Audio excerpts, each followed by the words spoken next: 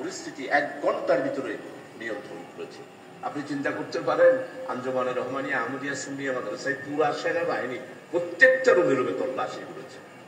আপনারা বোধহয় খবর পান নাই, অনেক অস্ত্র পাওয়া গিয়েছে জামিয়া মাদ্রাসা থেকে।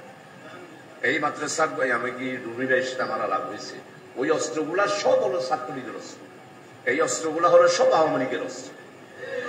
এগুলো সব সেখানে লুকিয়ে রাখা হয়েছিল, এটু উদ্ধার করা সম্ভব হয় নাই। এইভাবে মাইজ ভান্ডারও ঘেরাও করা হোক, ওইখান থেকে উদ্ধার করা হোক, সমস্ত পথিয়ার আমির ভান্ডার ঘেরাও করা হোক, সেখানে অস্ত্র পাওয়া যাবে। আমি এইখানে মহানগরীর গুলা বললাম না, আমির ভান্ডার, মাইজ ভান্ডার, আরো কি কি ভান্ডার আছে, এগুলো সেনাবাহিনীরা ঘেরা। কি বলবো বুঝতে পারতেছি না। একজন জামাতের আদর্শ নেতা যদি এ ধরনের মিথ্যা প্রচার করে, তাহলে বুঝতে পারেন তাদের কাছে ইসলাম কতটুকু নিরাপত্তা। কি বলবো, আপনারাই বলেন। আর যারা এখানে টিকটিক বলতেছে তারা কিভাবে কি বুঝে তারা টিকটিক বলে?